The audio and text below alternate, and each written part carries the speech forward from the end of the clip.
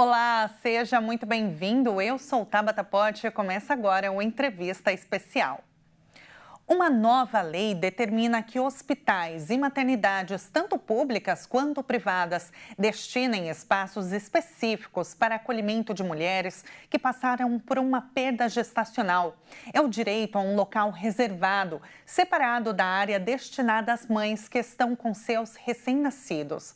Vamos conversar agora com a psicóloga Natália de Aguilar para entender melhor esse assunto que é tão difícil, né, Natália? Muitas mulheres, infelizmente, passam por isso diariamente e lidar com o luto, né, seja de um filho já maior que você acompanhou o crescimento, ou seja, um bebezinho que você esperou por 9 meses, é difícil, né? Como que era antes dessa lei? Como que era para as mulheres passarem antes por isso? Bom, primeiramente eu queria dar um oi para quem está nos assistindo, e dizer assim, né, que na verdade essa lei é uma lei que ela acabou de ser aprovada. Como que o Brasil, ele é um país que não existem muitos protocolos na acolhida do luto perinatal.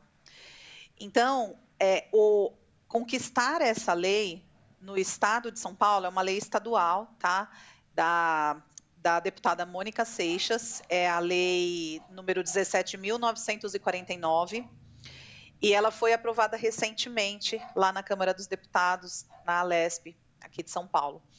Então, hoje, até então, né, até a criação da lei, todas as maternidades é uma ala única, né? Tanto para as mulheres que ganham os bebês, como para as mulheres que, infelizmente, passam pela perda gestacional ou pela perda neonatal. Eu acho que é importante a gente entender que a gente tem uma cultura de que as maternidades, elas são lugares onde se espera vida, né? Espera-se que os bebês nasçam com vida. No entanto, a gente tem dados aí da OMS que todos os anos mais de 2 milhões de bebês no mundo nascem sem vida.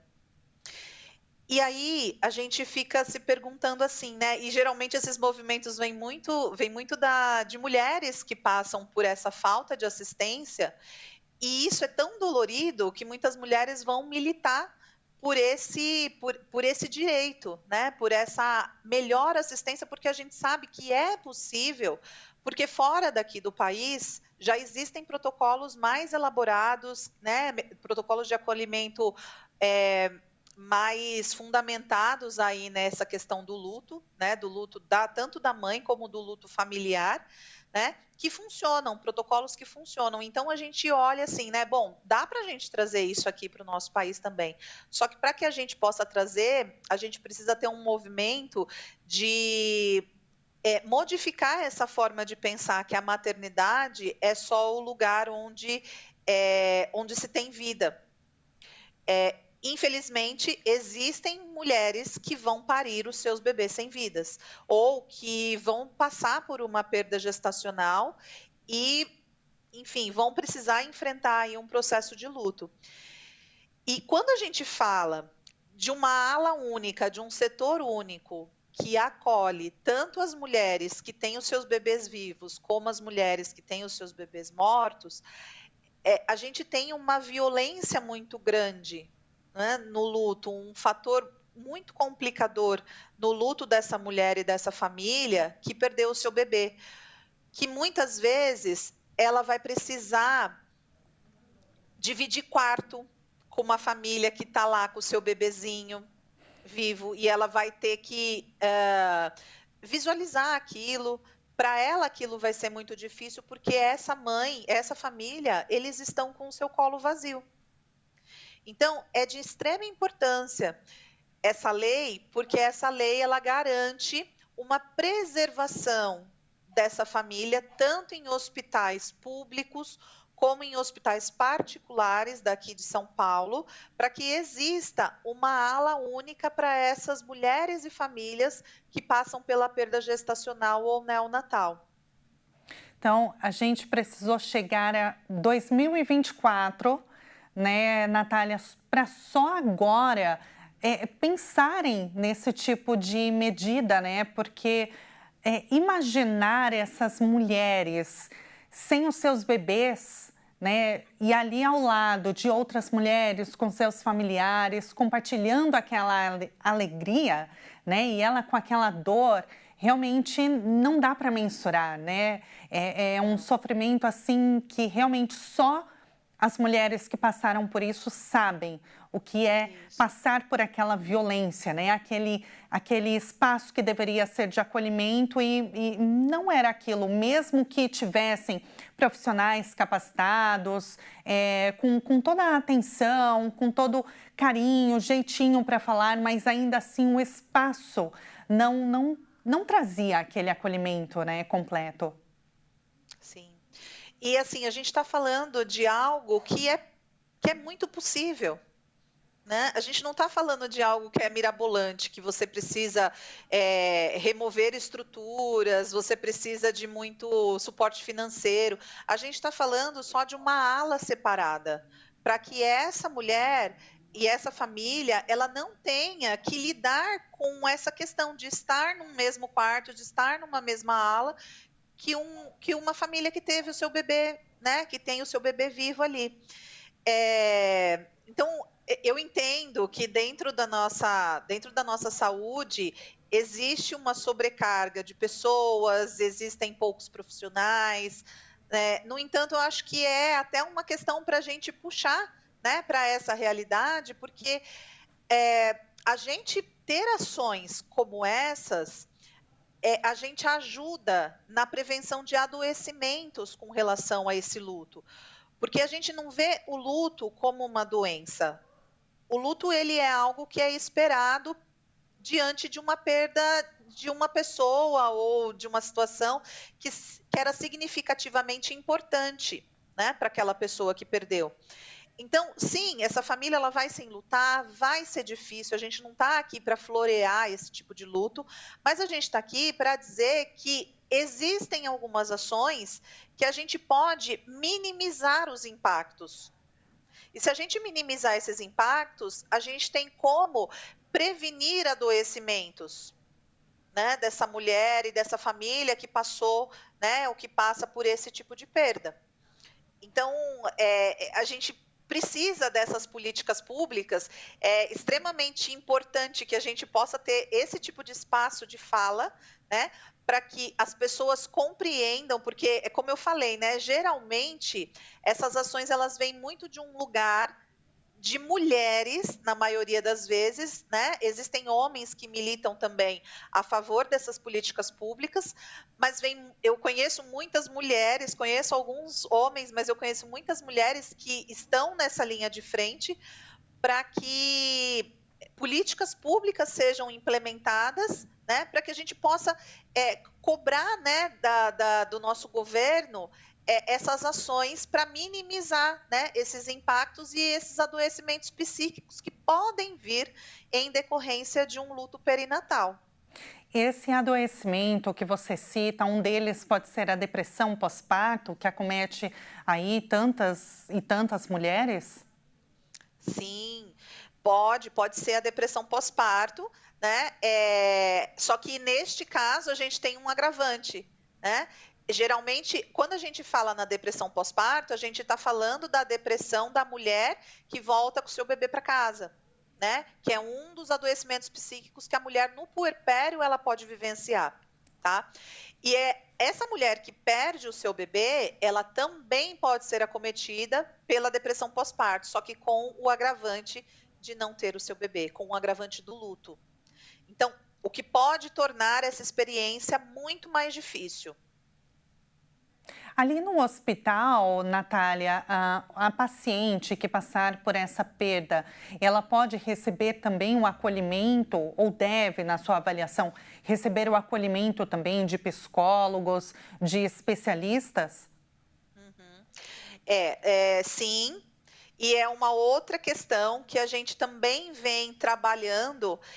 E aqui no Brasil, a gente já tem algumas leis implementadas, algumas leis estaduais, outras municipais, e está tramitando um projeto de lei do ministro Alexandre Padilha, que ele traz a questão da humanização, né? Foi um projeto de lei que ele fez na época que ele era deputado, né? E depois ele foi para o ministério, e esse projeto de lei ele está tramitando no Senado para votação.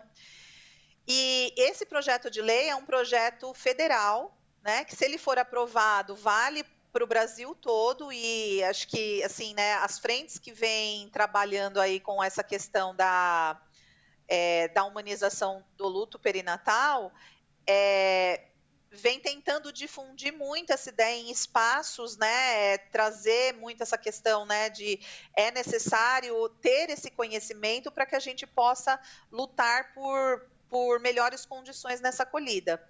E o que prevê, né, essa humanização? Principalmente, né, a questão de se ter um tempo de despedida. Então, do profissional de saúde, ele poder ofertar esse tempo de despedida, dar a possibilidade desses pais e dessas famílias, se eles quiserem, se despedirem ali no hospital ainda do seu bebê, né? Então, pegar o seu bebê, trocar o seu bebê, tudo é assim, não é que é obrigatório o pai fazer isso, a mãe fazer isso, mas que é importante que os profissionais de saúde deem a possibilidade da pessoa, porque às vezes ela está tão atordoada que ela não considera a possibilidade de poder fazer isso, de poder ficar ali um pouquinho com o seu bebê, olhando para o rostinho dele, para se criar memórias. Outro, né, fator que é muito prejudicial na elaboração desse tipo de luto é a questão de não se ter memórias. Como o bebezinho ele morre muito cedo, é um contrassenso, né? Não é algo que é esperado, e a vida dele foi muito breve, ainda que tenha sido uma perda gestacional ou uma perda neonatal, ele viveu muito pouquinho tempo. Não foi possível, geralmente não é possível desses pais construírem memórias da vida desse bebê. Então, por exemplo, se você tem um tio, se você tem um pai, uma mãe que morre, você tem memórias, porque você viveu uma vida toda com essa pessoa. No caso de um bebê, não. Essa vida ela é interrompida muito precocemente. Então, não se tem esse tipo de memórias. E nós, como profissionais de saúde, nós precisamos encorajar essa família na criação de memórias. Então, às vezes, vai ser possível pegar uma mechinha do cabelo, às vezes vai ser possível fazer um carimbinho da palma da mão, da planta do pé, para compor, né, o que a gente chama de caixa de memórias, que é algo que alguns hospitais já têm isso implementado, alguns hospitais pontuais, né, já têm isso implementado, mas que seria importante ser um protocolo para que essa família saia do hospital já com a memória daquele filho, né? E além disso, os pais terem tempo para ficar com seu filho, trocar, preparar ele para o funeral. Hoje em dia a gente tem uma realidade que é assim, morre, logo tem que chamar a funerária para levar o corpo, para ir para o enterro, para o velório, e tudo precisa ser resolvido de uma maneira muito rápida, né? Só que quando a gente pensa na morte de um bebê recém-nascido ou numa perda gestacional ou neonatal, a gente tem que pensar que esses pais eles nunca mais vão ter possibilidade de criar essas memórias e que eles não tiveram essa vida para se criar isso. Então, e a gente tem protocolos, né, fora daqui do Brasil, que são protocolos que até ensaio fotográfico é oferecido para esses pais, para eles poderem registrar a memória desse filho. Né? Existem trabalhos que trabalham só com isso, com ensaio fotográfico, com newborn de bebês que faleceram. Então, são ações que são extremamente importantes, que, de novo, né, a gente não precisa obrigar os pais a fazer isso, mas é importante que a gente possa convidá-los a isso. Oferecer. Convidá-los. Oferecer um suporte completo, né, Natália, que pense Isso. realmente na dor e na possibilidade de minimizar toda essa dor, né, de lidar de uma forma mais, digamos assim, leve, né, entre muitas aspas, claro, com essa dor.